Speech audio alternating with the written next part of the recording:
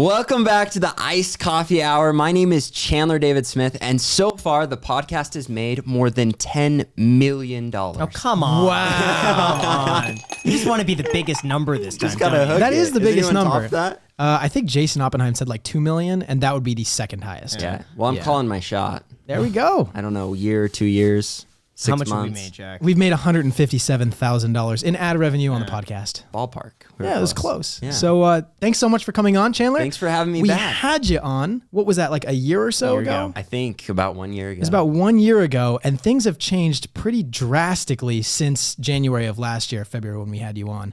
It's pretty interesting to see you because that was the last time we saw you. Yeah. Well, and the last time I had more subscribers, and since then you have just plowed past me. You had more subscribers than the Iced Coffee Hour. Because you guys were early. It was young. So what were you at? You were at like 99,000, right? Right Something. under 100? We were both under 100 still. Yeah. And then, yeah, you guys blew past. The I made it turns have past. tabled. Wow. Jeez. Well, now you're sitting at about like 150,000 subscribers, right? Yeah. Right around there. And you also have 150 rental units, right? 160. 160 rental units. So we'll talk about that, how you That's got into crazy. that a For little bit. almost like every 1,000 subscribers, you get another unit. Yeah, that's been the goal. I need to keep more units than subscribers. So but if I we- want both of them to go up. So if we get you 1,000 subscribers from this, you have to buy another unit. 100%. Wow. Yeah. I've got an 8plex under contract, so I'd love it if Okay. you could get me 8,000 new subscribers. Okay. So we had you on originally as, I think, meet the real estate investor with 102 tenants.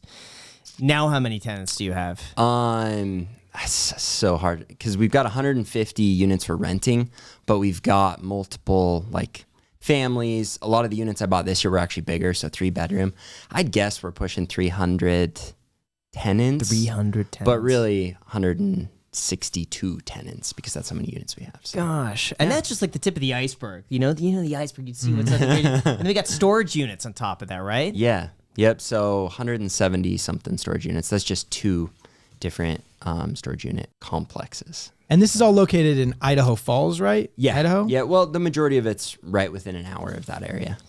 So why don't you bring the viewers up to speed on a bit of your backstory, how you got into this, for those who have not seen the first episode, because we got an entirely new audience today. So if you could summarize that in the first few minutes, bring people up to speed on how you got 300 tenants now. Yeah. So I started out as a door-to-door salesman. So I couldn't get hired anywhere else. And they said, hey, if you come move to California, come out in LA, we can give you a job. It's 100% commission, but we think you could make, $15,000. And I was hooked. So I picked up my life, left school, went out to go and knock doors and sell pest control for the 3.5-4 month summer. And I got out there and I sucked really bad. So I didn't sell anything. Everybody else was selling well. I'd worked probably a week or two. And finally I got my first sale and then kind of clicked. And so then over the next 3.5 months, I ended up breaking the company record. And so I sold just shy of $200,000 worth of pest control contracts. So I made $96,000 that first summer. And then I was just in a place where I needed a place to put it. So I came back and, hopped on YouTube, asked friends, family, shopped around, and got to the point where I felt the best about investing in real estate. So at first I did a hard money loan on a property. And I think the first check you get, you put money somewhere and then you get a check, gets you pumped. That got me really pumped. And so then I was really looking for a rental unit. I ended up buying a condo. And then once I got the condo, I started just spending everything I had in real estate. And I've kind of done that since then. So I got a duplex and a duplex and a 4-plex and a 8-plex and a 15-plex. And then my biggest property I've purchased so far is a 32-unit apartment complex. And then I've just bought a bunch of other 4-unit, 8-unit, 11-unit stuff along the way as well. So how old were you at the time when you first did that summer selling pest control? So 21. 21. Was the first time I went out and knocked doors and sold. Any college? I hadn't done any college. I had done a 2-year mission for my church up in Canada. So spent a couple years up there and then came back, was super poor and went out to LA, did the pest control thing. And then you continued to sell pest control to have like a pretty strong income, I'm guessing, for the next few years. And then all of that you basically just funneled into real estate, because a lot of the times, like, to acquire 150 or 160 units at such a young age, I mean, you have to have some sort of like it's just got to be a strong income, right?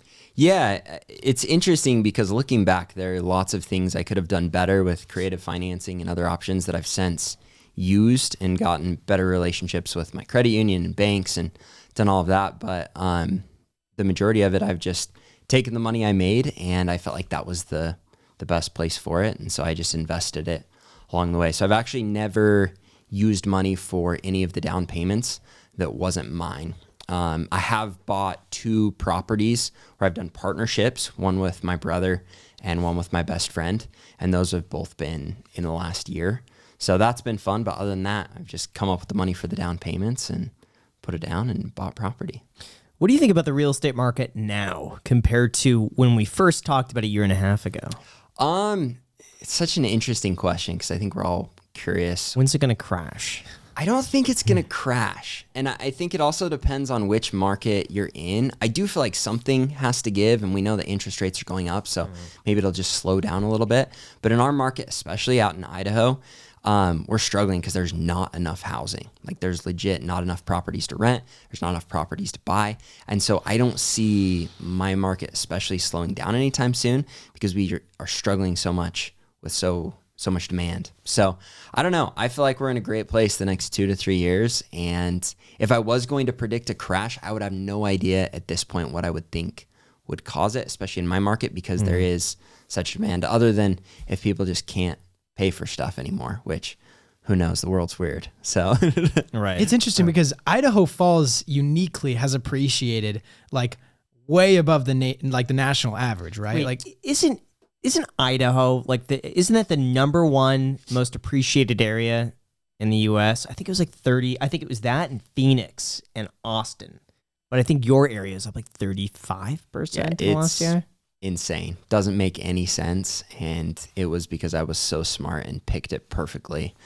No, I got lucky. I grew up there and that's where I bought real estate and it's been a huge blessing. But yeah, it's insane. I mean, I think the last time we were on here, we'd have to go back, but I think I valued my property at somewhere between 10 and 15 million.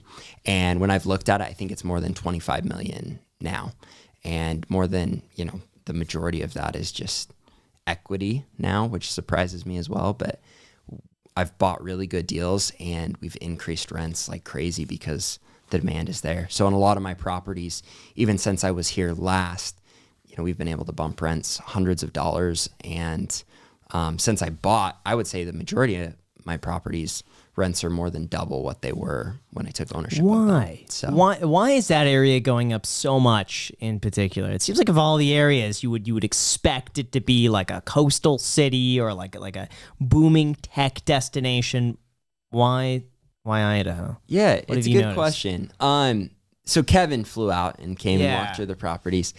His thought on it is that it was a bunch of catch-up appreciation, that it was this stagnant market that even though it was growing, no one really knew what they could demand with the growth and things just had been stagnant for so long. And then it needed to catch up because it was so far behind. I think there's some truth to that. I think it was a market that was just, comfortable. Everybody was comfortable. There wasn't a need, or it wasn't normal to expect rents to go up. And now I feel like over the last 2, 3, 4 years, it's become the standard that, every year rents go up substantially. It's just part of it. I also think that Boise, which is the biggest city in Idaho, originally was a lot smaller and it blew up. And I think a lot of areas like ours in southeastern Idaho have said, holy cow, look what Boise did. And we're following their trajectory. And so, rents naturally need to follow. I also think inflation hasn't helped anybody. Yeah. I think the market as a whole is going up. I just think it's a combination of a lot of things. And then finally, there are tons of people coming into Idaho. I think with COVID, a lot of people said, hey, I actually hate where I live and I want more space and I want more land and I want to be close to the mountains and I want to be away from the big city.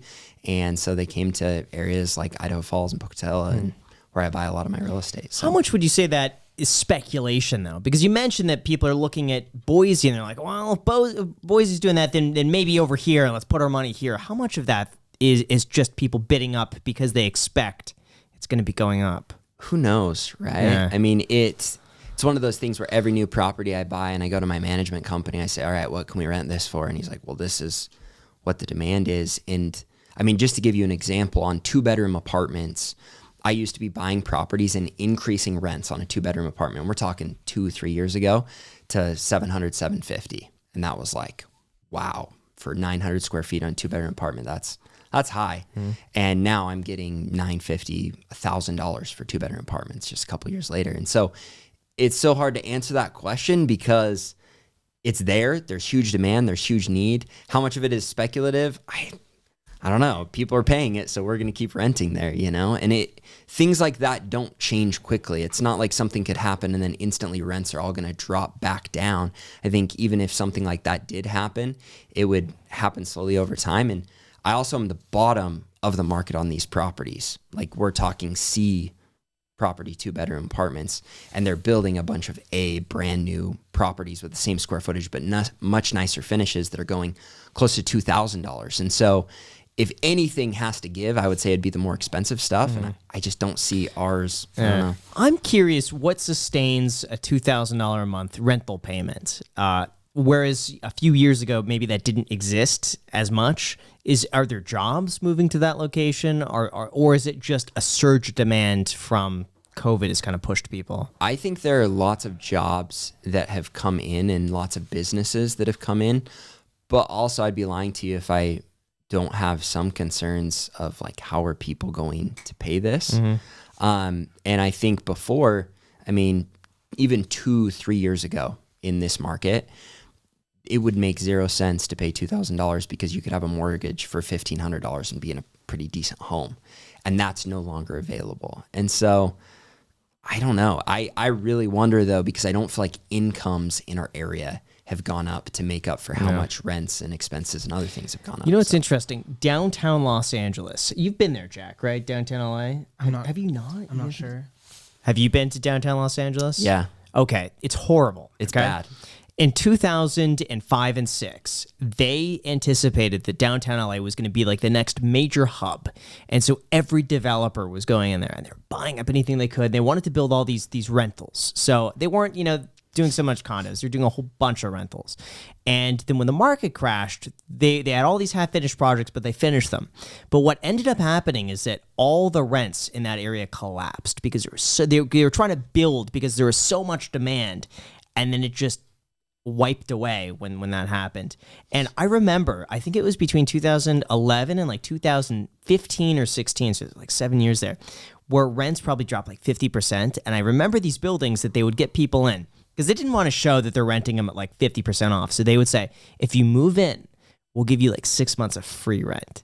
We'll give you the first like 3 to 6 months free, depending on how long of a lease you sign and what price. Just move in. Anybody move in. And that was just the newer places or all of it? Almost all of it. Because, because the older places couldn't compete with like a brand new building that was just finished and they're like 6 months of free rent to move in here.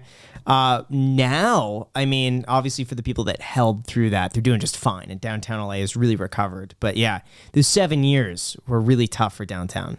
Yeah. And even now they're still kind of suffering to a certain extent. Yeah. Well, and seeing all of the new construction that's going on in my area, I'd be lying if I didn't say that it concerns me a little bit with how much they're building because it's crazy. But when you go and, go and sit down in the city council meetings and hear what they're talking about, they're very concerned that we just don't have the housing that's needed. And for me personally, even though it might affect my rents, like if my rents have to come down, I've bought in a way where I'm okay with that. But there's also a part of me that like I don't want my community to get to the point where there isn't somewhat affordable housing. Does that make sense? Like as a landlord, I want to make a premium. I want to make good money, but also I think if new construction does level it out so that it's not increasing at such a crazy rate, I'm not going to be super bummed about that. Yeah. I just get so worried when I see an area, and every area, like even Las Vegas is up. I think it's 25% year over year. It's like 26, which is crazy. But I get worried when it's that much in a year. I'm like, what's changed? The only thing that I could pinpoint that's really changed, a lot of people moving from California, New York, high tax states here, which I think it accounts for a decent amount. And I don't think those people are moving back. But other than that, I worry about that because there's so much land here to build more homes. And that right now is just a supply constraint. So they just can't bring in enough material. But when they can, I'm like, how could they not build more homes? Yeah, it definitely, I'm the same way. It's like it doesn't register. It doesn't make sense. So something has to give. Mm-hmm. And I just hope it's not to the point where it's a bad thing for me. But, and again, that's why it's been nice that I've bought right because, you know, we're buying aggressively, but also we're being smart with it where even if rents dropped 50%, which I don't think they ever could, but we're still going to be making money. Yeah. Not nearly as much money, but I think a lot of people where they go wrong is they're going in and they're investing tons of money and their return is small and the only real estate they own is at that premium. And then, I mean, those situations, I have to believe that would hurt. So I'm curious, 162 units. Why not at that point just be like, you know what, things are going really well right now. Let me take some of the money that I'm making from this and put it somewhere else. Like, why don't I invest in stocks, do index funds, maybe a different location? Why keep going? I think for me, it ties back to why I keep going at all, right? Mm-hmm. Like, and I'm sure you're in a similar situation. You've got the money to have the lifestyle that I'm sure you wanted. And maybe there's more. There's always more. But for me, I'm not passionate about other things. I think that it would diversify my situation. It would probably eliminate a little more risk because I'm very heavily invested in Idaho in a specific area. And so I personally want to buy more real estate nationwide. And I think that's the next step for me. But I really love buying real estate. I really love the model. I love the tax advantages. I love the returns. It's something I'm passionate about. And so I don't, as much as I try to get into the other realms, I just don't enjoy it like I do real estate. Have you tried? Yeah. I mean, I've got money in crypto. I've thrown some money in, stocks, and it just, maybe I need to put more money in, but it's like, oh yeah, like we gotta, even best case scenario, and I haven't gotten crazy, but it's like, okay, best case, you get a 10 to 20% return, and you just have that little return on your money that is there. I don't know. It doesn't get me pumped, but with real estate, it's like, man, I see the check coming in every month. I know that not only am I getting that check, but with cost segregation, I'm getting depreciation I can use against all of my other businesses. So I'm not paying tax, and all of these properties are exploding in value. The cash flow is increasing. You're getting the principal pay down. Like it's fun. It's exciting. It's cool. And I don't, like, in my heart of hearts, I don't believe I found another investment that the risk versus reward makes it worth it putting it there. Yeah. I just truly believe this is the best way to invest. Right. But first, we want to thank our sponsor, Morning Brew. Man, I'm so tired. I could definitely use some Morning Brew right now. Me too, Alex. There is nothing I love more than learning and keeping up to date with the latest trends first thing in the morning. From a cup of coffee? No, Alex. From Morning Brew. Morning Brew is a company that makes the best daily newsletter that keeps me up to date with all of the business news that I used to miss out on. I read Morning Brew's email newsletter every single day now, and I can honestly say that I love how easy they make it to keep up with today's current events. I found Morning Brew's daily newsletter while I was doing work, and I saw their article on why Taylor Swift's newest album was scaring record companies. And now Morning Brew even has a YouTube channel. I found this really cool video of them going into detail about how the chip shortage is affecting our economy and how tech companies might have to invent new semiconductor infrastructures to keep up with today's demand. And that's just one of many fascinating and entertaining stories Morning Brew's YouTube channel has to offer. So go subscribe to Morning Brew's YouTube channel if you're interested in business, finance, or tech. We have links down below in the description. Thank you so much, Morning Brew, and back to the podcast. I think it would be interesting to talk about some numbers. So you said you owned about $10 million in assets in real estate last year. How much money do you think you made just in appreciation alone from that? And then right now, what are your numbers as far as like gross rental income, and then maybe just like the whole big picture? Yeah. So it's a tricky question. The easiest way to answer it would be I owned 10 million, and I think the average appreciation was 25-30% in our market. So the difference with my properties though is a lot of them we bought with huge value adds. So for example, the 32 unit, the 15 unit, the 11 unit, a lot of these that I've bought in the last year and a half, when we bought them, the rents were super low, and we've literally doubled the rents on those properties.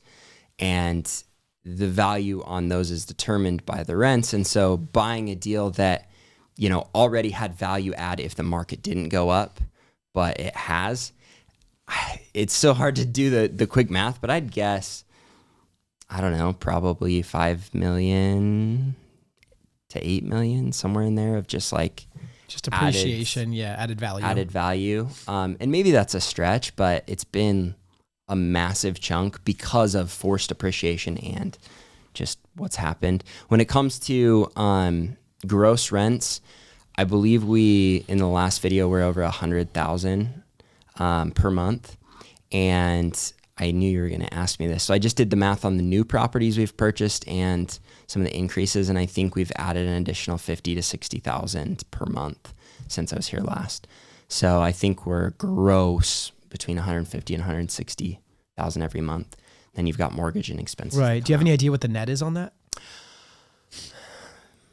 Yeah. How much do you personally claim on your tax return every year? Well, so here's the tricky thing about the question. I'm sure it feels like I'm skirting it, but I've bought close to 50 units since we were on here last time, and a storage unit complex.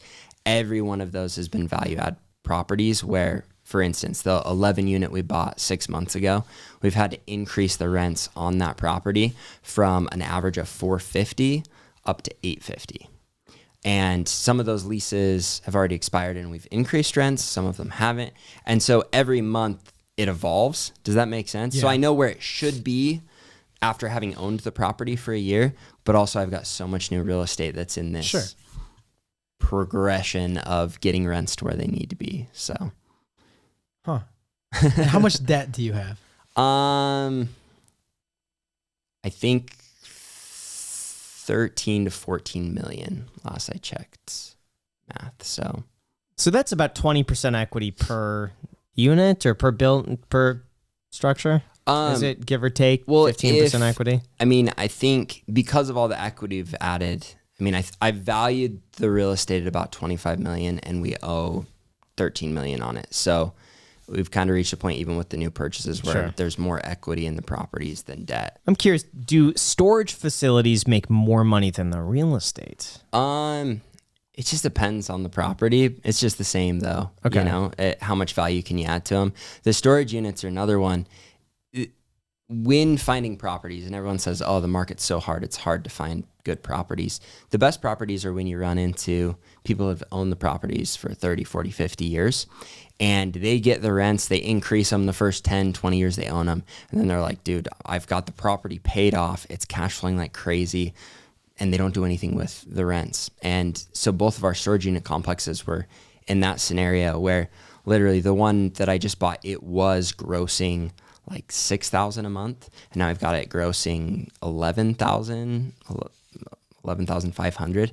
And so when you say which one makes more, it's like, well, that was a freaking killer deal. So it made a ton. But they both do well. They have pros and cons. I never have to deal with evictions. I never have to deal with super upset tenants. Like if people are upset with storage units, they just move their stuff or they leave it and you figure it out. It's not like their home. There's not as much passion behind it. And I really like that part about storage units. You know, what would make a great business? I just came up with this, by the way. So someone could take this. Here's my genius idea. Okay. You were mentioning these owners who own the place for like 30, 40 years. They don't do anything with the rent. They don't need to because they don't owe any debt on it. Everything's profits. They're like, what do I care? An extra 10, 15%. How great would it be if someone came in there and said, hey, I'll turn this place around for you. I'm going to manage it. You still own it, but I'll take 40% of the profit above what you're currently making for the next 10 years or something like that. That would be a great business without needing to go in and buy the building yourself. Yeah, I think it totally would. I also think that a lot of these old owners are very, very anti being approached with anything because they're just content. And that's the interesting thing is it's not like, I think a lot of times when people hear a story like that, they think it's like me going to the old grandma and talking her into selling me her house $200,000 below what it's worth. It's very different because a lot of these people, they're smart. They're just old and they're tapped out. And so when you build a relationship with them, they'll look me in the eye and say, look, I know rents need to go way up. I just haven't want to deal with the headache. I just don't want to do it. I want to sell it. And so I want you to pay a premium. And when you show them, look, you probably bought this property getting an 8, 9, 10 cap back then. I'm buying it at a 5 cap. All right. With where your current rents are. So I can't go any lower. I'd be losing money when I took ownership. Now I'm going to bump it, but it doesn't make sense. And that argument where they're leaving a little bit so you can get a return with where the rents are at, it makes sense to them. And it's fair because they don't have to do the work. They don't have to deal with it. They've made tons of money on it and they're fine to say, all right, I know you're getting a killer deal. I don't want to deal with it though. Go crazy.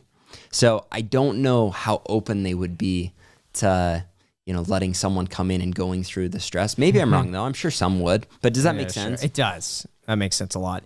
I am curious though, before we move on, what do you do with the storage units where they just leave it? There's a long process. You know how you see like the auctions up for all of that? You want the honest answer? Probably. Yeah, I do. I have no idea. I haven't dealt with it. My management company does. Okay. And we have it's a long process. I don't deal with it. Do they auction off the units?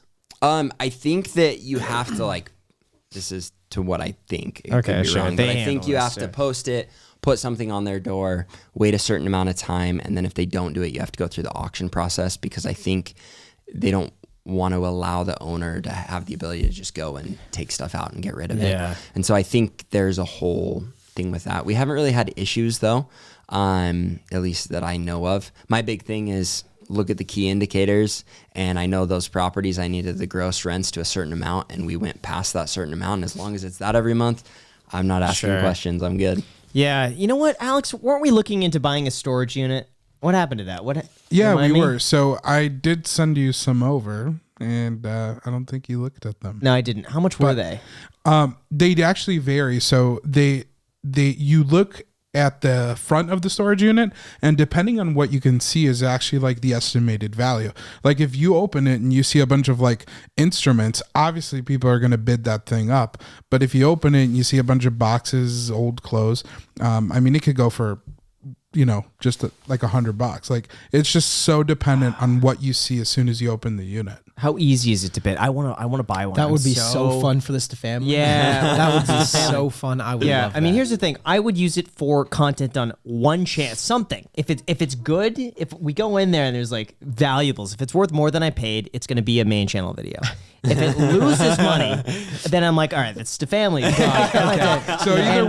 either way, you're monetizing the content, is what you're saying. There's no way. Yeah, there's no way I would waste that otherwise. Right. And if it's bad, I'm gonna post on Instagram and be like, hey, maybe we could do like a meet and greet. Just like come, and just people take our trash. Yes, but that's the thing. Take our trash. But in order to like just come by, you have to take something with you. 5 pounds. That's what we did. That's what we did when we cleaned out your old house, Graham, in LA. Yeah. So you told Jack to clean it out, and Jack took the stuff that he wanted, and then we posted on Instagram, hey, you can come meet Jack and I, but you have to take one piece of whatever it is. It worked for the most part. That was so sad for me, by the way.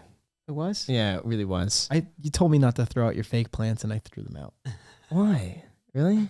Because you know what's funny? I didn't even remember them until you mentioned them. And now I run through all the memories of where I got those fake plants. There was a house that I had sold, and the owner bought those to stage. Yeah. And then no, I'm upset I threw those out because now I have an obsession with fake plants. They're really nice. This was from his house. These guys right here. Yeah. Those are cool. Yeah. I will say you should have kept the house plants and put them in your house because it definitely needs a feminine touch. After being there. Okay, so we all say it's a frat house. Is it a frat house? Bad. It's a frat house. Yeah, it's very 100%. It's a frat house, Shaq. It definitely looks like a single dude lives there for sure. But not only a single dude, like a single college frat. There are college 3 single colony. Dudes living there. There are 3 single dudes living there. It's got that vibe. Yeah, we it can does. tell. And that smell. The smell. Oh, you know. Oh God. Oh no. To give you guys a visual, okay? Hold on. You got to listen to this. I'm going to run this through in my mind. To give you a visual. Yeah, close your eyes, okay? You walk into this place, okay? From the outside, it looks like a nice, like respectable neighborhood. You walk inside. The first thing you see is a money rug. $100 bill is a money rug with like 50 pairs of shoes scattered around the entryway. It's funny. We have a shoe rack that you put your shoes on, and it's always empty, and all of the shoes are just scattered around. So imagine it never has any shoes. You have to on step around like 50 pairs of shoes, and then to the left you see fluorescent lights. I was pinned gonna to ask, the did ceiling. you pin all those up? You just I was like, that, you see there's them like into the cords ceiling. hanging between like, each one. and we're talking about like the Home Depot sort of fluorescent tubes that you see that like would be in a medical office. Industrial You see- stuff, yeah. Industrial stuff that you see hanging from the ceiling with wires hanging down. Below that is a ping pong table. with great lighting. Great lighting. It's supposed to be a living room because there's like a fireplace there. No other furniture besides the ping pong table. You walk through that is an empty room with nothing in it. There's just a light dangling from the ceiling. Then you go into the kitchen. There's a foosball table in that room. Okay, a foosball table. Then you walk to the kitchen, and there's one little thing for plants, but the table is like wrongly proportioned for that size. That's fine. The kitchen, there's a whole bunch of stuff scattered around the kitchen, a whole bunch of bananas. You have a lot of bananas in your kitchen. Oh, we go through about 30 bananas a Yeah. week. And then the living room is the only part that bears some resemblance of being an adult because you have an old person's picture that looks like you got it from your grandparents. Did? You did, okay. Hung on the wall. But below that, you have like a bright blue suede couch Got it from Alex. that you got from Alex. Doesn't match anything else in the house. I And then I liked the upstairs- contrast. And of the the- upstairs is like just a mattress on the floor. This It's has just like, been so descriptive. And Yeah. I was there yesterday, but I do think, like, hearing you walk me through it, I'm remembering it worse than it actually was. Worse than it was. No, I'm remembering it because of his description. yeah. I think, like, do you know what I mean? It was, Yeah. it's not that bad. It's No, just a it's single sweet. guy, but yeah. It could I'm use trying to a back you loving up here. woman's I touch. could see you just dropping. No. And No, yeah, I get it. Like, Jack, I think a little bit of planning would go along. Would make that house go so well. And I guarantee someone watching this is a designer who would You see, meet you and help you out. it's just weird for me because to me, I walk into that house and I'm just like, this is the most incredible You're in house. love. I have literally built this house exactly how I wanted it. You know I have why a it's fridge. incredible? What? Because my guess is, with all of those other guys living there,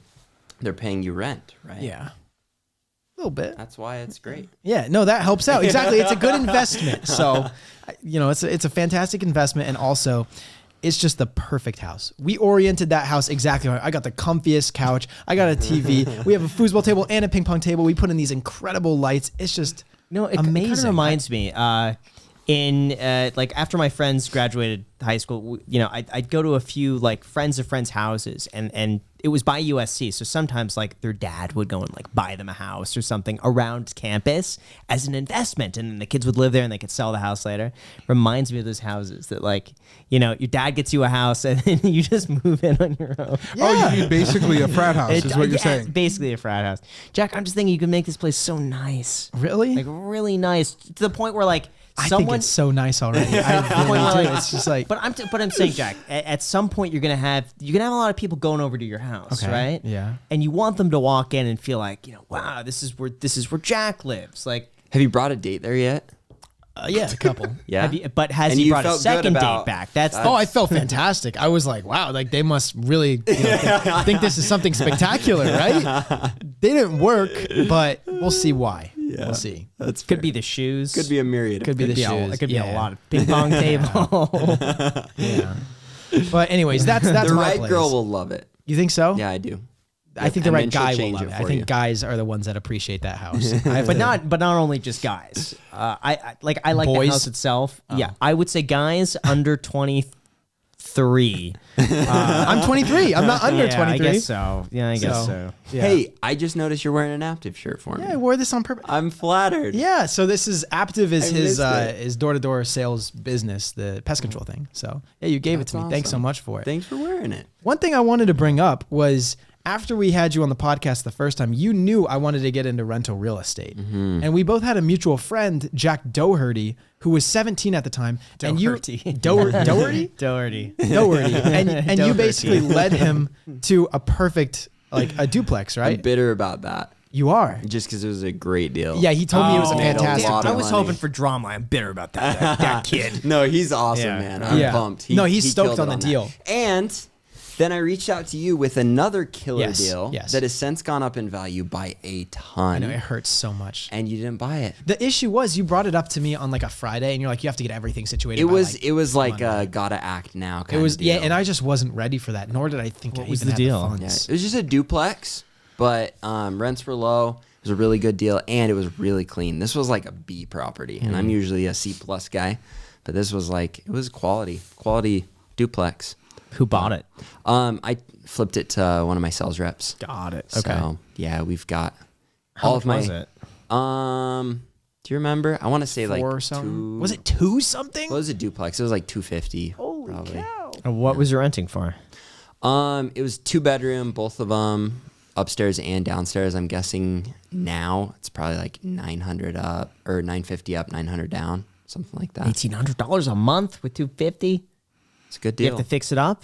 No, it was like clean. No? It was nice. It just again, it was one of I those know, older I couple know. owned it. They'd renovated it, kept it nice. I was a wimp. Yeah. I just didn't. pull No, the trigger. I remember it was stressful because you hadn't bought one, and I'm like, we gotta do it now. I've never bought a property before, but Yeah. now I have, and now it's like, oh man, I can get all my stuff ready like that. But yeah, that was an incredible deal. So. Okay, well, I'll keep my eyes open. There wasn't enough room for a ping pong table. That's Was true. there? Had you said All there's right, a man, cancel. Don't want it. Pool table in the front of the house. Yeah, They got a sold. They got a money picture when you walk in. I'll remember that next time. I'll go hit Walmart and put up a bunch of string lights. For Yeah. it. perfect. Yeah, Then we'll That's be golden.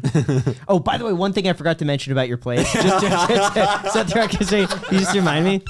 I love how there's like a gym set in the garage. Like for you got like a bench with like the weights. I just wanted to add that in there. That's yeah. awesome. It's like It's, a really yeah. sketchy gym Have you set. already shared the surprise of your new vehicular purchase? Yeah. So Houston, yeah, not on the yeah, podcast, but the last episode we uploaded was with Houston, Yeah. and Graham was like, "Jack, you got to buy a Lotus. You got to buy like these fancy cars." And I said, "No, I want a Mazda Miata." The following night, Lucky from Automotive Life. Is he watching Had the one. podcast? No, so he sent me a listing to a Mazda Miata on Facebook Marketplace, and then later that night he just so happened to watch the podcast. So it was a No. pure coincidence. Yeah. Wow. And he sent it to me. I checked it out. I liked it. The following day we went and actually saw it in person. Lucky came with me, being the great guy he is.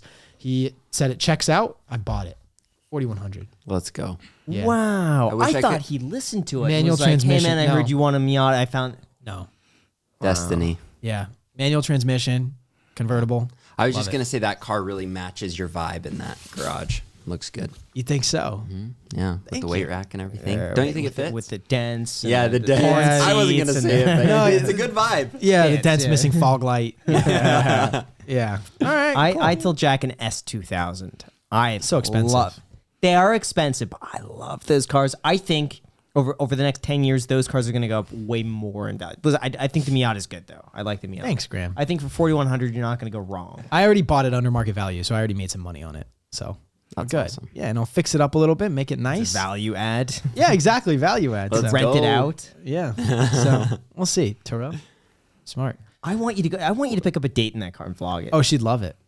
I think. Hey, I don't know. I've never thought of this, but on Turo, do they have like super cheap, like No, $5 for the day? No, the issue is that well, you can list it for whatever price you want, but I think Turo takes about 30%, and also, your car has to be newer than like 2000 something. That makes sense. My car is definitely just 22 years old, 23, whatever. yeah, So so you're out of luck. yeah, I think it'd be kind of interesting to talk a little bit about your sales Okay. as well, because you said you have 500 people, like 500 sales reps, right?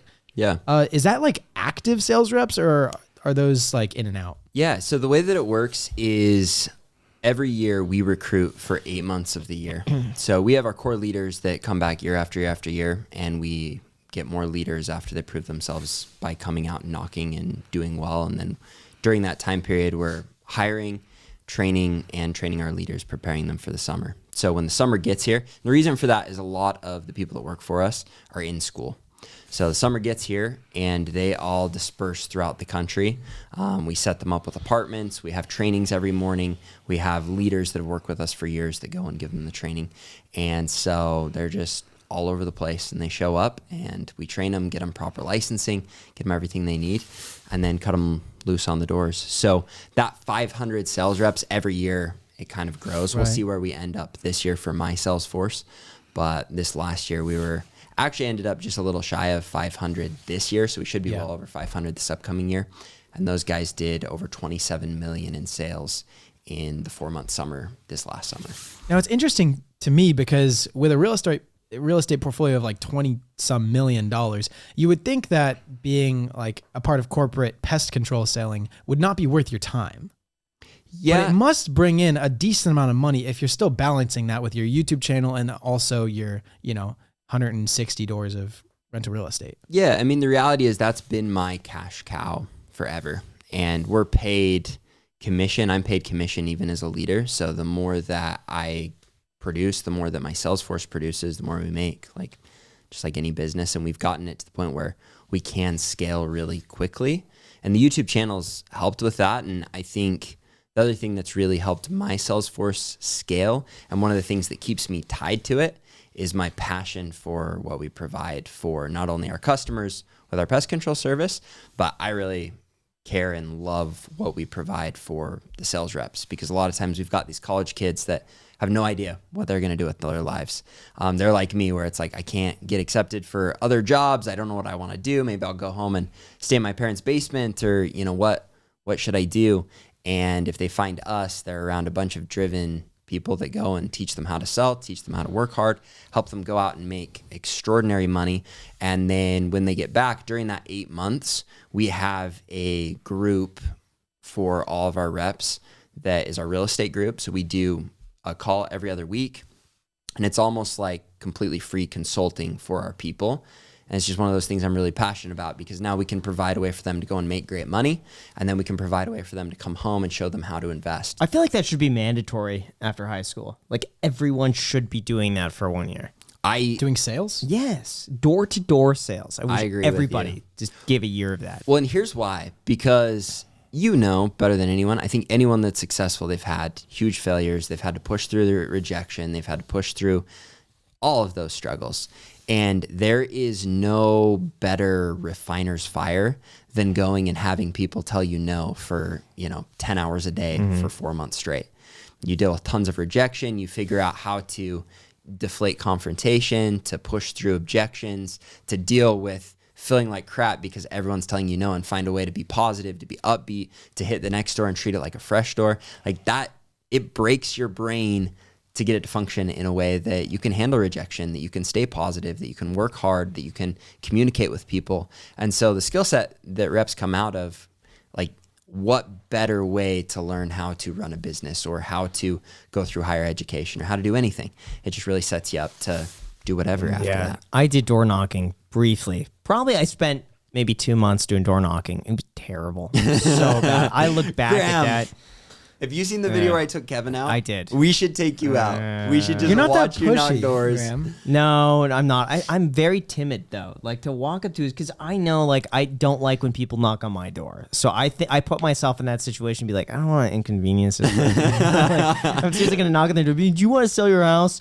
I used to go, so I would go up there and it was so cringy. Oh man, I'd spend all night the night before printing out like 100 packages of sales comps in every area. And I targeted Mar Vista. So because like Santa Monica was really competitive, Venice was like really competitive, Mar Vista was more like families. But I didn't do enough research into that area because you're supposed to look at like the turnover ratio. Santa Monica, Venice has a big turnover ratio. Mar Vista did not. So like a lot of the people who lived there for like 50, 60 years didn't move. My fault for not doing the research, but I'd print out the sales comps. And I had a whole map of the area and I just highlight every block that I went down and I wanted to hit the whole area. And then I calculated like, okay, it'll take me about 2 months to hit every single house and then I could do it again. And it was really bad. Did you get a single client out of that? No. No, I said like 2, 3. No, I didn't. Oh, man. No, I didn't. I got really close. There was one or two in particular where the people let me in the house. They're like, we might sell if you want to take a look through the house, if you might have a client. So I'd go through the house. I'd get their info. Nothing ever came from it. Some people were really rude. Like they would open up and you'd see like the screen so you couldn't see them. What do you want? No, we're not interested. They'd slam the door. The worst were the dogs though, when you would knock.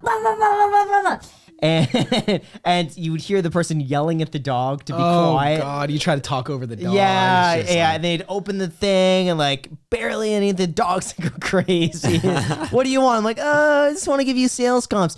You could leave it at the door. I just leave it. It was horrible. But yeah, I did it 2 months, and I thought to myself, I would rather quit real estate than ever door knock again. Because either it was I was quitting or I'm not door knocking. Yeah. I just figured I'm not going to door knock. It is the Yeah. most uncomfortable job you can ever do. I think that's why I love it so much. I mean, I've been doing it for 12 years, and I'll still go out for a couple weeks and go and shadow just so I stay fresh and because I want to stay good at it. And every time, like this summer when I go out, you get the jitters. You're just like, oh, this is so uncomfortable. I don't want to do it. Yeah, you get the jitters. Yeah. Well, the other And you thing get so too, nervous. this sounds really arrogant, but that's why I like it, is it keeps you super humble, is the first door they open it and they're like, you have to get out of here. And they slam the door. Like, you don't know who I am. You don't know what I've done. Like, I'm a good guy. But it's fun. It's good stuff. Yeah, it's incredible because I remember like my anxiety would keep getting worse the closer I got to that area, and then I'd park the car and I kind of like, do I really want to do this today? I'm like, if I just do one door, let me just knock on this door, and just walking up to the house is like your heart starts beating faster and faster and faster, and sometimes your mouth would go dry, and you would knock and be like, your mind would instantly go blank. You forget what you have to say, and they'll open the door and you're like. Here you go. And then you just leave. That's It's terrible. so bad. Jack, I'd love to see you do that. Oh God, I am so bad at that. As far as confronting people, I am just terrible. And as far as You're like not confronting. You're not like, what are you confronting? you want pest You control? take these comps now. I think it's like it's inconveniencing people. I try so hard to never inconvenience someone because it just is such an awkward thing. Because I'm aware I'm inconveniencing them, right? And they know what I like that I know that as well. So I just try to stay away from stuff like that. But I remember back in high school, I used to have to collect money for these fundraisers for the track team, and I'd have to go like door knocking, and I'm not even providing like any value at that point. I'm just like, yo, can I have some money to like so you sponsor me so I can run laps for you? And that was like very uncomfortable for me. Yeah. So You know what I'd love to do though that I thought who did this? The guy from Appsumo. Am I blanking on his name? Alex, you know the guy Appsumo? Yeah, is it Noah Kagan? Yes. He went door to door and asked people what they did for a living. I thought that was a great idea. And I thought that would do so well if we could even go through this community and just ask what people do for a living. that would be cool. 'Cause it's easy as a neighbor to be like, hey, I'm a neighbor. What do you do for a living? Maybe you have And to just- ask to film them. Well, here's... No, Well, you don't have to. I've done a lot of filming on the doors for just because one, tons of interesting stuff happens, and I've done lots of videos with it. You just film before, and then you ask them after. You're like, Got hey, it. is it okay if we use it? And then it's By the way, Whatever we've been rapport with recording them. this entire Yeah. thing. Can we Yeah. use this? Yep. Yep. And then you can, I've had a couple. That's the thing that's funny about knocking doors is it's super uncomfortable, and the craziest stuff happens. Like the stories I could tell you, man, of just What's the craziest thing that comes to mind? very uncomfortable situations. People opening the door butt naked just to see how you'll respond. That's super funny, and they just act like nothing's going on because they think it's funny. And, No. like people. As long as they're not threatening. If they did that to me when I was door knocking, I think I'd be kind of humored by it. Yeah, well, you never know whether you should just do your pitch and pretend like nothing's happening, or be like, "This is funny." Yeah, but how do you like, do you train people how to handle situation? You have to, right? Yeah. How do, Yeah, well, I so think if that's- someone answers without any clothes on, how? I mean, what's there's your- not a training on the no clothes what- guy, but there's a course on it somewhere. What's the go-to tactic?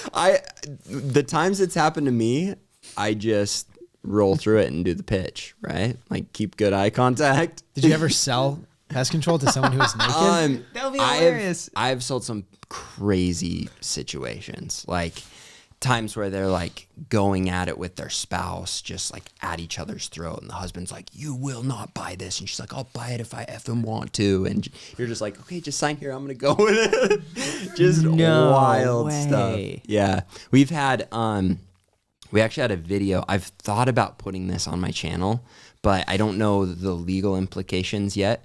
But recently we had a guy pull a gun on our sales rep and pointed at him out in the street. So he came out of his house out onto the street and pointed at our rep and said, "Get out of my neighborhood," when it's a legal neighborhood to knock in. This last year we had a cop that went up. Our guy's just pitching. The cop tells the guy to come down, and it was one of our better sales reps. And so he just said, look, I've got all the proper licensing. I know I'm allowed to be here. That was actually a customer. She wanted to sign up with me. So can you let me get about my day? Like, I'm not doing anything wrong. Here's my license. He's like, no. And he's like, he shouldn't have said this. And we train him not to. But the kid said, could you get the real cops because they know this is my license? Guy grabs him, throws him down, handcuffs him, asks where his car is, goes and searches his car, brings him in, and the kid has to spend the night in jail. Next day, they drop all the charges, and it just disappears. It's just an absolute joke. So just wild. Yikes. And these are extremes, but when you've got hundreds and hundreds of sales reps, why not have them wear like a body cam or something? Like, could you do that? You could, but 500 sales reps, 500 body cams, people wouldn't turn it on. Like, I don't know. I don't think the pros, because it's so rare that stuff happens. Yeah. And now that there are so many Ring cameras, usually if stuff does happen, you can go and find one of the neighbors that has a Ring camera that caught it. And so, Yeah, but they wouldn't get the audio on that though. Yeah. Right. If you recorded every single interaction that your reps had with clients, it would actually make some pretty incredible YouTube.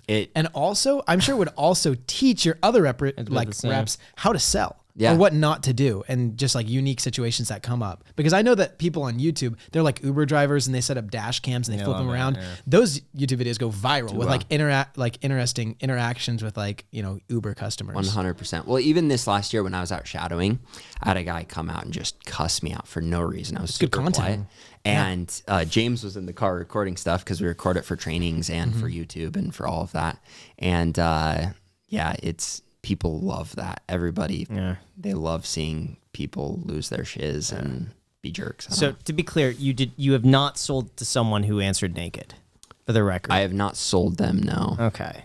So maybe it's safe to say that if they answer without their clothes, it's Statistically, unlikely Just that go to the they're next gonna door, probably. That's get probably a what the sale. training should Yeah. be. But that's not as exciting. Do you notice these incidents happen more with like does it matter if it's male or female, or like have you noticed a difference in terms of like if keep going. Okay, no, keep going. in terms of sales reps? Right. And if it's female, sales how reps- do I sign up for those ones? No, I'm saying.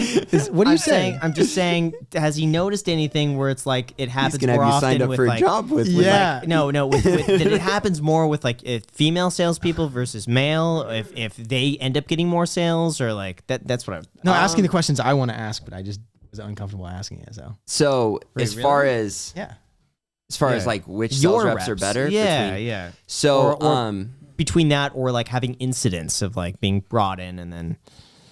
I think with our female reps, obviously they're more careful. Like, and I think a lot of times girls are more, just because I think unfortunately they've had to deal with more crap like that. Like they're just naturally that happens more. And so I think a lot of our female reps know to not ever go inside a home unless they're like 100% confident it's a safe situation. Yeah. With our female reps as well, usually they'll stay to where they're on the same street as another rep. Do they carry anything on them like a pepper spray or like something like that? Some do. Yeah. Most don't. But because we're making it sound bad, it doesn't happen that often. It happens more than in an average job, obviously, but It's a rare occurrence. it is. Like a lot of people could go their entire career Yeah, I mean, without. you won't go your entire career without having someone like lose their shiz on you and freak out and cuss you out and say they're going to call the cops and call the cops. Like, they're just crazy people. So that happens frequently. But when it comes to those situations, it's not like those happen a ton. Got it. I think we should move on to we talk about the Evil Landlord. Yeah. Oh boy. Controversy. Yeah. So everybody at some point has a bit of a controversy. Yours just recently happened. Somebody called you an evil landlord. Yeah. For a video that Kevin posted on his channel. Yeah. You had a video where you I don't know if we call it confronted. You questioned a tenant who you were evicting. Yeah. Kevin reacted to that and broke down the situation and was like, here's what you did, here's what they did, here's what's the situation. He broke it down very nicely. Mm-hmm. That was put on TikTok and got a lot of traction, and then people are now going after you for being a landlord, essentially. Yeah. So I ended up reposting the whole video because of after Kevin posted it, I just kind of wanted to like be able to show everything, because even though Kevin is a friend and I feel like he gave a good evaluation of it, people can still skew from a shorter video. So I posted the long form video so people could see, because I feel like the whole video paints a very fair picture of a very, very bad tenant.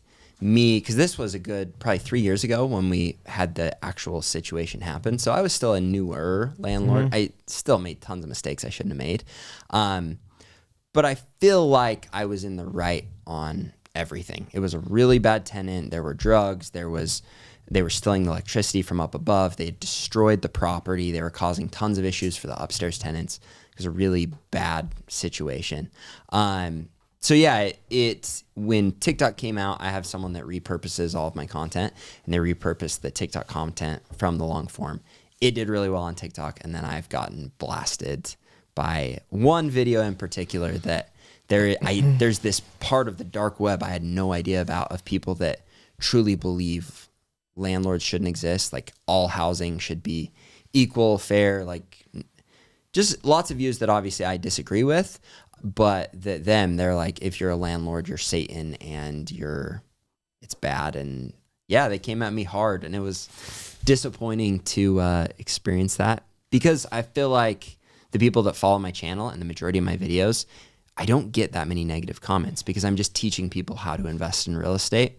And the last thing I'll say, and then we can see what questions you have about it, but looking back, even though I got a ton of views to make up for the $15,000 renovation and the months of rent that I lost, which financially ended up being beneficial, if I could go back, I don't think I would have let Kevin post it or have posted the video. Only reason for it, I think I did everything right, legally fair for the tenant. Even though I got their permission to air it and everything, I don't know that I should have aired out that. Like, I don't know that I want to connect myself to like taking someone that's on drugs in a bad situation and being the one to put that on the internet. Does that make sense? It does. So what were the main concerns that people had with your video? And just to be clear, the video was you just having a conversation with your ex-tenant, right, as you're going through the process of an eviction with them, because they were like, on drugs and stuff like that. So what was the main controversy with that? They were not on drugs at the time you filmed, right? It seemed like they were maybe. I can't confirm or deny. I know that they had multiple other drug charges, and it did seem like halfway through the interview, like we were having a reasonable conversation, and then something I saw clicked, that, yeah. And the girlfriend, like it was like she knew something hit, and she got out of there. And you can see in the video, they talk about, she said like, yeah, we've boxed a couple times. And I'm like, what? Like, meant that they had fought with each other and it had gotten physical, and it just was a really bad. Okay. But yeah, the reason we knew that there were drugs involved is because of complaints from upstairs and charges that had happened while we're going through the process of trying to get this tenant out. Like, does that make sense? It does. It was a bad situation. But to answer your question, the only thing that I think I got heat for, and this wasn't the majority of the heat, but just the fact that I aired that, right? That was the monetize something where someone else was struggling. That was the one thing at my core that I'm like, they probably have a little bit of a leg to stand on there, even though it was so bad. And the big reason I put it out there is, one, I was so frustrated, because when you have a tenant do this, there's no way you can get that money back. Literally. Like, when you have a tenant that's a deadbeat that doesn't pay, even if you get the courts to say, yeah, you can evict them and they owe this money, you'll never see that money. Like, it is impossible to get it out of someone that is in that situation. And so it just is really frustrating. Then you go in and see, not only did you not pay rent, but now I've got a $15,000 renovation. So that's why I justified in my head. And obviously, if I'd felt good about it at the beginning, I probably would have posted on my own, but I didn't post it. And then Kevin saw it and he's like, dude, we got to post this. Kevin, man, of course, Kevin. He's always going to say, you got to post it. Yeah. So the other stuff, though, no ground whatsoever, because the other complaint is just general landlord complaint. In general, right. Like every landlord is Satan. The other complaint was just like, they said, no, the tenant said they weren't stealing electricity. When I was interviewing them, I was like, hey, did you steal electricity? And they're like, no, the upstairs tenant said we could. I'm like, dude, we lost the upstairs tenant because they were so done with the downstairs tenant. And they were the ones that told us you were stealing electricity. So they'd accuse me of lying about it. So, dude, you got to watch the video. They would keep going up and plugging into the outside outlet. and then they'd run it down in to run like their fridge and some lighting because they weren't paying their power bill. That's what sucks about an eviction. They don't have money to pay rent. They're not paying for power. They're not paying for anything. But can't you not cut off your tenant's power bill even if they aren't paying? I don't control it. The city can. City does, yeah. Oh. Yeah. So their name is the name on the utilities. It's not me. So it just got gnarly. Yeah, I'm looking through the comments here. It's wild, these comments. So I like this one by Kat. I used to date a landlord, and I used to be not all landlords, but without getting into it, yes, all landlords. LOL. Oh my God.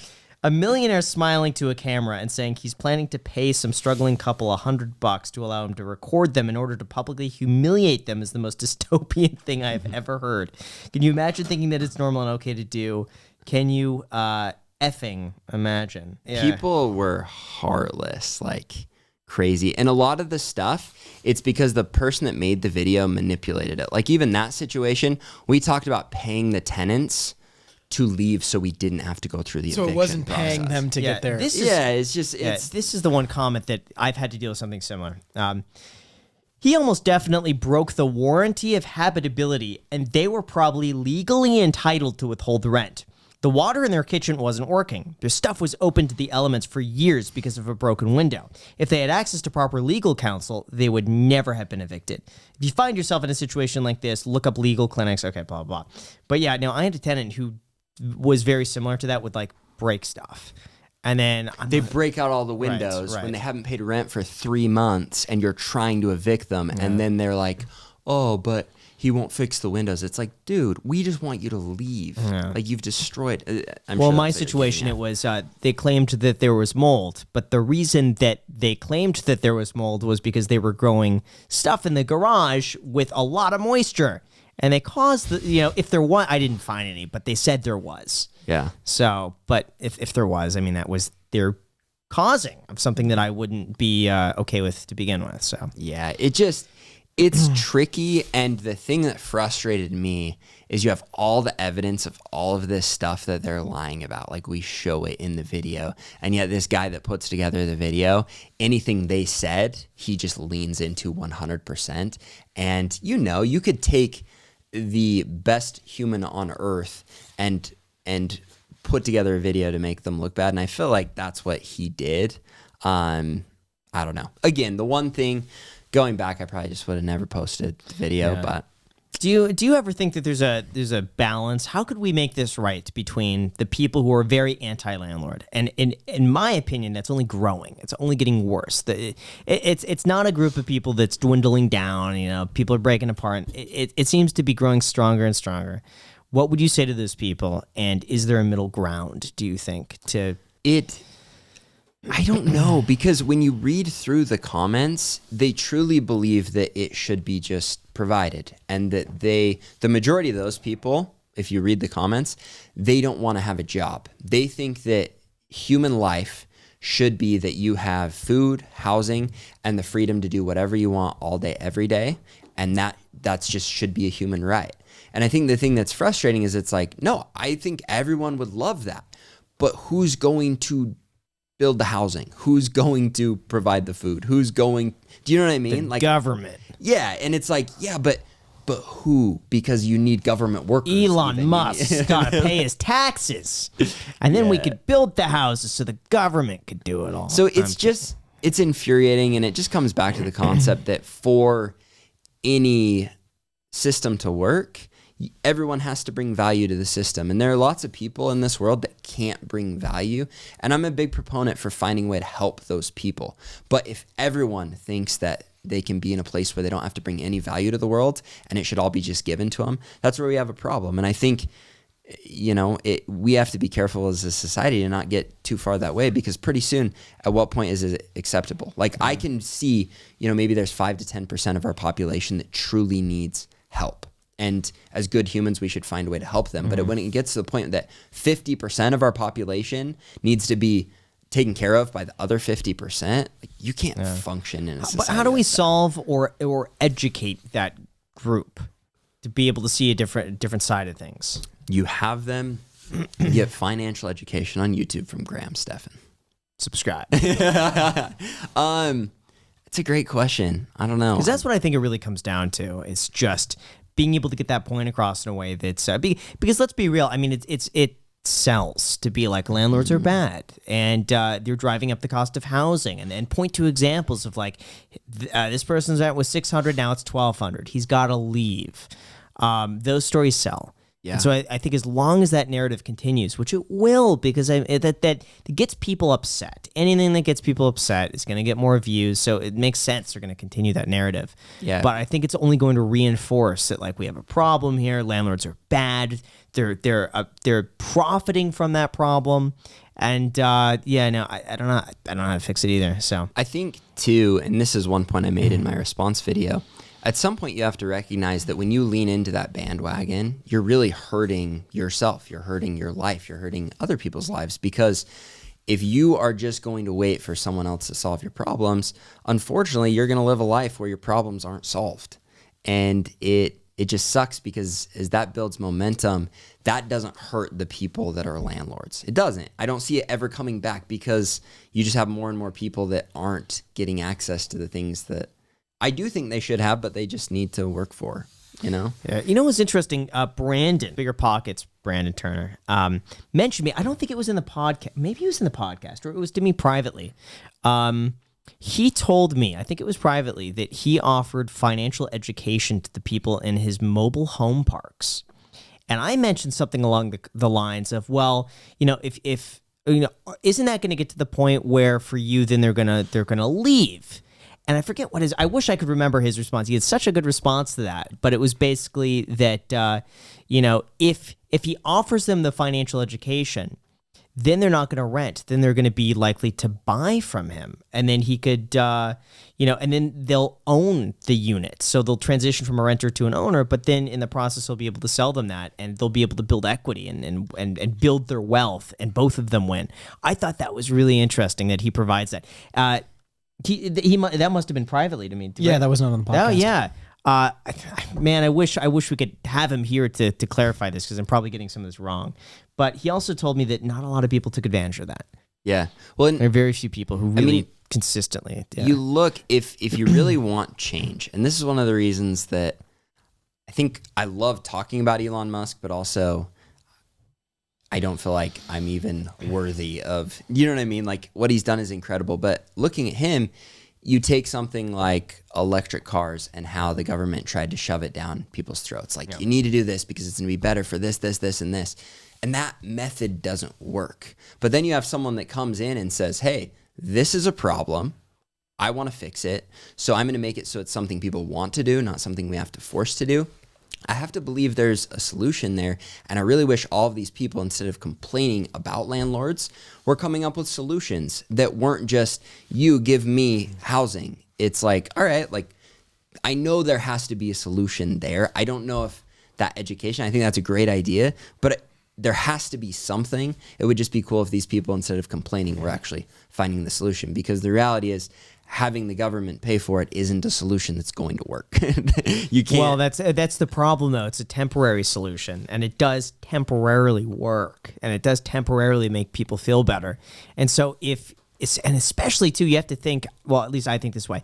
If someone wants to be elected, they have to appeal to what most people want. And if that's rent control, more restriction, more regulation, and individuals may be limited to the first 5 homes, and they have to pay an additional tax on top of that to disincentivize people. I think it's just that's what's going to be implemented, even if it doesn't fix it long term. Even if it's just like next 5 years, we'll kind of fix this. But 10 years from now, we'll have an even bigger issue. I think most people wouldn't even think that long. Yeah. So maybe this is a terrible idea, Yeah. but it just came to me while you were talking. Makes me wonder if the government, right now they've got the 3.5% down option, right? What if there's some form of government lease to own option where you don't need as much of a big down payment, and where the government's a little more flexible with people in situations like that to buy units? I feel like that would be too litigious, because imagine suing the government.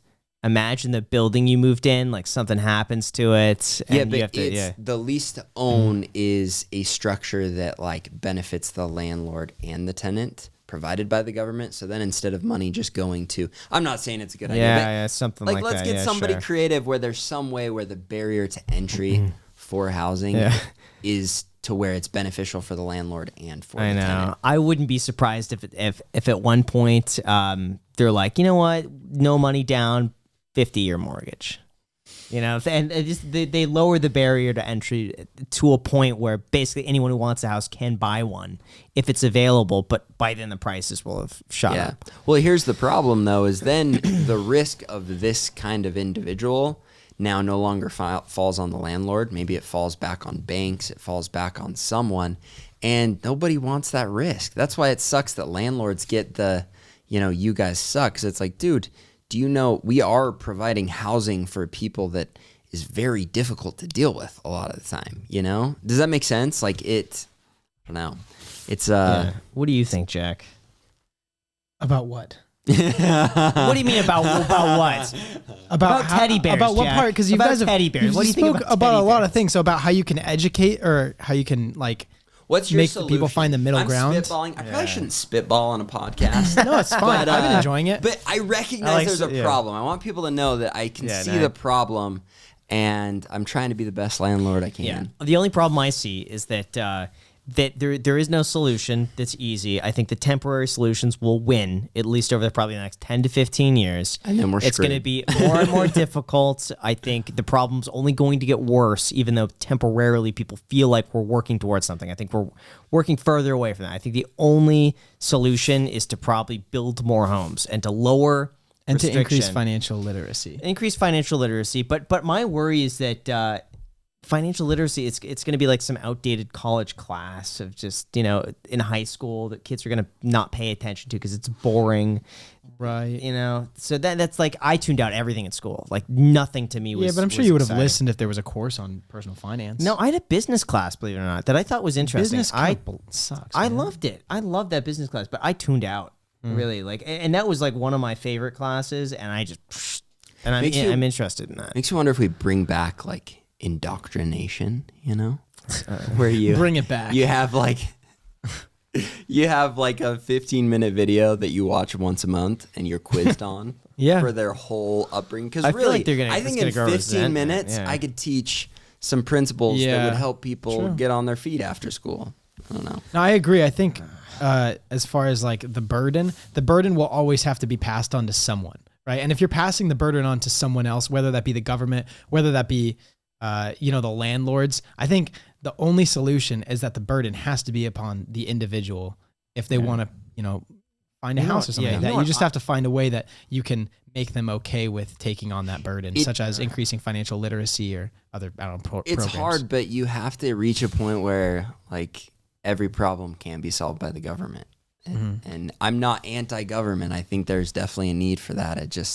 It can't be the solution for everything. You know what I really wanted, and this was an idea I had like probably 10 years ago, but like Santa Monica was so crowded, and they had an issue with getting units, and nobody, very few people wanted to rent their places because of very strict rent control regulations. There's no land to build anymore. I wanted to build micro units. I'm talking about a place that's the size of this room. You got a bathroom here with a closet. Just imagine a little micro unit like this with a tiny kitchenette in the corner. All you need is like a mini stove, a refrigerator. It's enough for like a bed here, put a TV on the wall, a micro unit.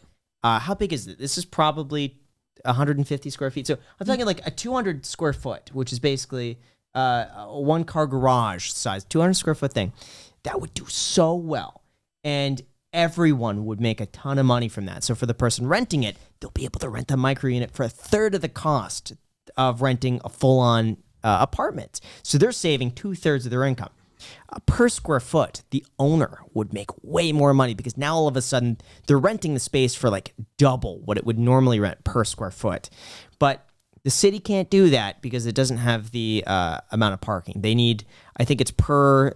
I don't know, there's like a minimum square footage that they need, and then per that square footage, they need a parking space, which doesn't exist. So because of that, can't do it. Yeah. But I would love just a big building like that. Solution. A nice building, though. Not like a, like a dorm room or anything like that, but a nice building with micro units.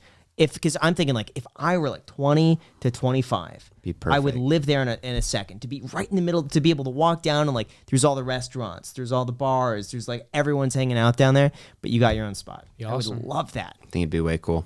That I think is the solution. A good Everyone solution. wins. Everyone wins. It's true. If you invest in that, you make a lot of money, and maybe you'd be able to buy those units too. The price per square foot could be like, it could be $1,000 a square foot. Right. It doesn't And matter. for 150 grand, they're getting their own Right. place. Right. It's a Santa nice Monica. view, 20 stories up in the air. I wish. That's what I'd love to see. that it would make sense. But yeah, I don't think the city would ever approve that, ever. But then you also have to think, oh well, maybe there's a fire hazard or something like Yeah. that. With all, I'm sure there's a whole bunch of other regulations I'm not taking into Just- consideration. But yeah, The frustrating part about all of this is any solution you come up with has some potential negative that you have to deal with down the road. you that's know? true. And it just and maybe it's cramming too many people on a spot is a hazard if there's an earthquake, a fire, a disaster, something happens, and there's like 1,000 people in like a tiny little 5-story space. building. Have slides out the window. So Right. That's the solution. But there's so there's got to be something there. But yeah, do you have any questions for us? questions for you. I am curious for you, what does Graham Stephan look like in 5 years from now? No clue. No idea. No clue. 1 year from now. I don't know. I mean, it's definitely still doing the podcast. That's not going. I don't know. Month by month at this point, it's whatever feels right. Really? Yeah. Wow, my job security feels so good right now, guys. Don't worry, there's always going to be something for Alex. yeah, producing the podcast. Yeah. Very I'm not worried about Alex. There's always going to be something. How have you guys both liked the transition here? To Las Vegas. Hated it at first. Love it now. It's good. You ain't it? I love. I've always liked it though. Yeah, but you're not very social. So like you Yeah. you already also had friends. I did not have any friends. I'm your And friend. yes, you are my friend, but I saw a lot of you because we lived in the same house. So It was fun. Those are the days. I miss yeah, those the days. good old days. I'm very jealous of all of the creators you guys get to be around here. Like yesterday when you're hanging out with, there were like a dozen YouTubers there that are Yeah. all like-minded. And I'm Yeah. like, man, that's cool to bounce to ideas. Vegas. Yeah, move here, man. Yeah. It's a good place. Yeah. So You could that's take Jack's room. Yeah, you want to rent? I got 2 rooms open. I'll run it by my wife. Okay, cool. And at this point, my house is never going to be done, so it might be worth it to consider that. Come to Vegas for a year. Why wouldn't you?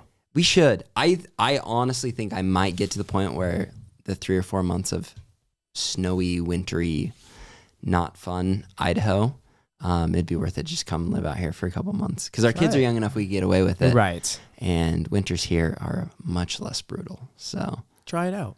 yeah. I would stuff. do it. Okay, I have another question for you. What do you think? You've seen my channel. You've seen what I've got going on. If you're me, what would be your next move? Probably do a real estate syndicate. Probably I'd Start just do building that. a Yeah. syndication or a fund. Because it's like, there's so many different finance creators out there, and I think your strength is real estate, but you've almost tapped out the real estate audience on YouTube. It's not that big. I mean, really, there's, I would say, a few 100,000 people out there who will consistently watch real estate content. More people over time that will subscribe and kind of fall in and out of there, but maybe 150,000, maybe 200,000 people at any given point, just like really into real estate in the U.S. So I think from that standpoint, probably a syndicate. Double down in the real estate content. And Probably, because otherwise you're going to get into stuff just to grow the audience. But like, to me, you're the real estate guy. yeah. So I would lean into that. I think that's your strength. Do you miss being the real estate guy, or do you like the direction your channel is taking? and No, stuff? because there's only so much I could do. I do miss buying properties, but just like if I look financially at it, it just doesn't make sense. Like anything that I would do at that point to buy a property would be at a loss. Just because, for that same amount of time, I'd be able to make other videos that would be way more profitable. So I do miss that aspect of it, though. But back then, it was like that was good money to make $100,000 on an equity with a few months of work. But it was just a grind. Like every morning I'd be there, every night I'd be there. I'd be calling contract. I remember how many times, and I forgot about this until just now, but how many times we show up at 10 a.m. Nobody's there.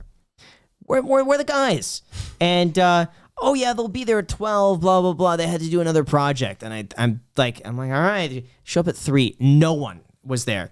oh yeah, they're running late. They'll work later tomorrow, and they just like show up at 10 a.m. the next day tomorrow. It's like I can't do that anymore. And you could even hire, by the way, like the best people, but then you're paying more. Like then there goes the margins. Like on the last renovation I did, I hired a really good manager, like really good, top notch.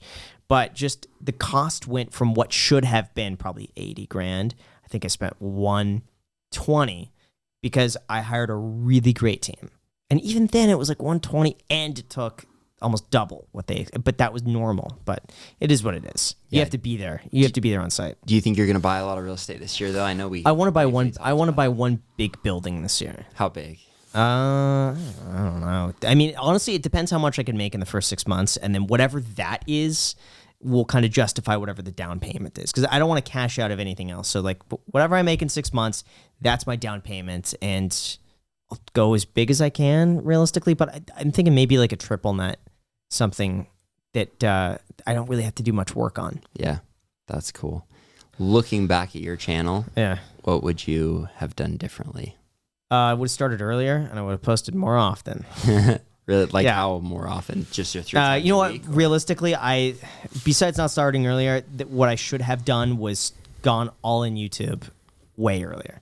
It took me 3 years. It really wasn't until like 2020 where I really was like, all right, I'm not going into the office anymore. Like even then, I was still doing like the occasional deal here and there, but I should have. I think after the first year, I should have just gone all in.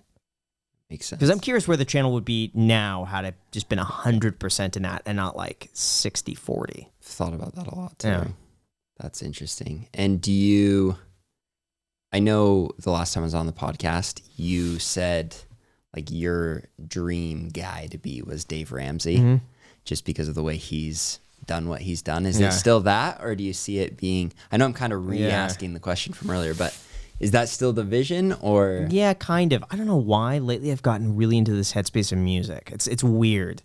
Like you want to create music? Yeah. He makes songs. He makes mixtapes. Well, now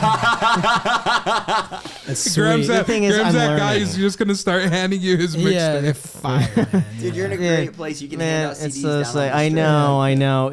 It's bad because like I'm not good at it. Like I know I think you're pretty good. I had this idea in my mind of what I want it to sound like, and I have no idea just how to like put my fingers on, because I'm learning Logic Pro, how to be able to. It's so complicated, the software. It's like how to figure out what I want and how to make it sound like how I want to in my head. And there's like a bajillion things, and I go through this thing, and then I get to a point where I mix the tempo up, where like something auto fills the entire thing, the whole thing is screwed up, and I start over again. It's just learning the softwares, which is something, it's totally new for me. That makes sense. So, okay, question for both of you.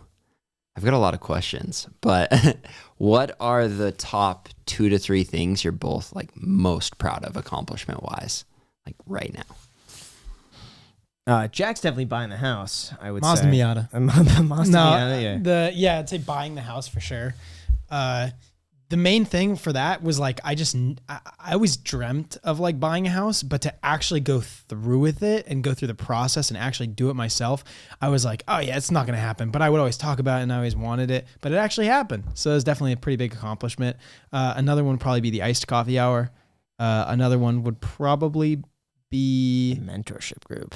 It'd probably be my relationships with people. I'm pretty proud of like how I can maintain pretty solid. Yeah, the mentorship group. Yeah. No, which is surprising because you don't text anybody back. Yeah, I'm not that great at manage texting. I don't believe in the nice like formalities and pleasantries that you share with people. I think more so relationships are built off of like just always being, the same. Like I can see you a year after I see you now, and we're just like buddy. You know what I mean? So I would say those are my 3 biggest accomplishments. How about you, Graham? Definitely. I don't know. I think the channel. Me. Jack. I'd say the channel. Yeah. Definitely the channel. Making Channel's number 1. Making personal finance fun. I love it. That's it. Yeah. What and then you cut me off when you're sick of me asking questions, but in the last year, life altering, I don't know. I feel like everyone hits a point where some of the non like successes, but just views on the world or anything like that. If you had any life altering things in the last couple of years? No, I haven't. I just do the same thing every day. Jack, have you had any life-altering changes? I don't think so. Maybe. I need to have more action. So like I always know what's good for me, but generally speaking, I just don't do it. So it's kind of just like quit whining and just do it. So I've been trying to do that. I would say that's the biggest change that I've made. Just like do more. And Graham's do just more. like, dude, I'm just doing right what I need to You be just doing. gotta do the Keep same doing thing. Yeah. Do you have Over any time, other yeah. things you may want to ask? You gotta get a chance right now. Yeah. Do you have any questions for me? Yeah. No. That was a joke. My life's not that. All right, guys. So with that said, What a great way to end it. let's end it there. That's a good. Thank you guys so much for watching. We'll link to your information down below in the description. Make sure to subscribe, like, and get your free stock down below in the description. It's worth all the way to $1,000. Thank you guys so much for watching. go. Thank you for coming on, Chandler. thanks for having Great me. to see you. Thanks. It's been a blast. Thanks, All right. guys. Always Until a next blast. time. Go. Oh, can I have you look in the camera really quick? We got to Yeah. do thumbnail really quick. That's good. Do like an angrier face.